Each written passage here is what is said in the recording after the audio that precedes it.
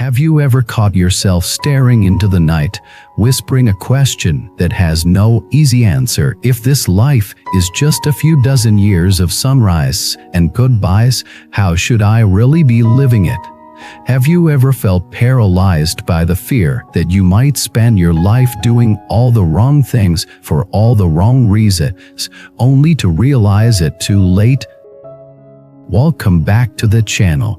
I'm your fellow traveler on this deeply human journey, and today we're going to pull back the curtain on one of the most honest, challenging, and necessary reflections we can ever face. What does it mean to live a life with as few regrets as possible? Not a perfect life, not a life without pain, but a life where, when the time comes to close the door, you can say, yes, I showed up, yes, I loved well, yes, I lived true to myself.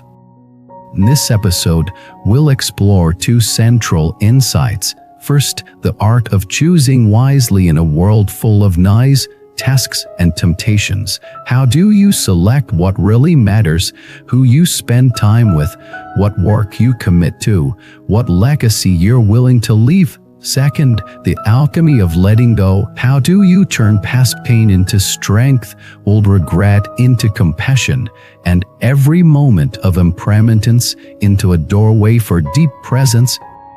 We're not going to talk about abstract ideals. We're going to tell real stories, ask hard questions, and find solid ground you can stand on, even when life feels like it's slipping through your fingers. Let's begin with a morning in the southern part of Taipei. A woman named N steps out into the rain. The metallic stalls of a wet market clang like wind chimes. He's 47. He's been taking care of a stroke-recovering mother, raising a son, preparing for his college entrance exams, and juggling a job that just barely pays the bills. Her phone buzzes. Message from the bank: your mortgage has been deducted successfully. She lets out a small sigh of relief. And another message, this one from her husband: company downsized. I'm on the list. Silence crashes over, not the peaceful kind, the kind that feels like drowning. He goes home. He cooks. He packs lunch for her son. He blends congee for her mother. At night, as her husband sits quietly at the kitchen table, staring into nothing, she places a cup of tea beside him and says, "Let's wake up early tomorrow and make a list." That list wasn't a breakdown, it was a breakthrough. It wasn't a complaint list, it was a reality list. Column by column: fixed expenses, flexible spending, emergency funds, people we can ask, oh theatrics, oh despair, just action. This is the first secret to a regret-free life. Face reality fully. Don't worship pain, work with it. There's a line that says, to raise your head and look at the sky, you first need to be standing. Zen wasn't trying to avoid hardship. He was trying to stand tall inside it. That's power. That's wisdom. At night, he opened an old journal. Inside, on a yellowed page, were a few bullet points she wrote years ago. Travel once a year. Grow old with someone I respect. Help my child love music. Don't let mom be afraid of hospitals. Next to that, he scribbled, still in progress. This is what it means to live with continuity, to hold on to what matters even when everything else shifts, not by ignoring hardship, but by meeting it with structure. The next morning, she and her husband sat down with a calendar. They made 3 decisions. Accept the hard truth: things will be tight for a while. Is what we still have: love, health, knowledge, each other. Plan the next 90 days, cut costs, find freelance work, teach their son how to learn without paying for extra classes. Was it easy? Was it noble? Absolutely. This brings us to a brutal truth: a lot of life's regret isn't about what happens to you. It's about how you respond to what happens. Let me introduce you to another story. Anne is a data analyst in a tech company. Smart, efficient, well paid, but inside, he felt like a ghost. He told me once, it's like running on a treadmill full speed and going nowhere. One day, she took her father to a medical appointment.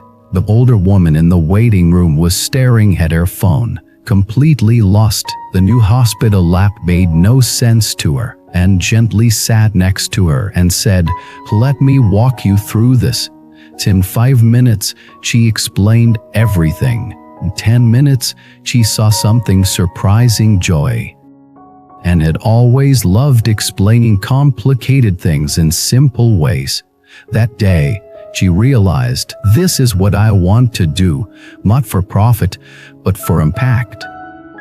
So she began, widely. He spent evenings writing simple medical guides online, how to read your blood test, what that scan means, how to talk to your doctor. It wasn't flashy, but it helped people. Small health tech startup reached out, and 1 year later, he left her 6-figure job to create patient education tools full-time. Her salary dropped, but her soul rose.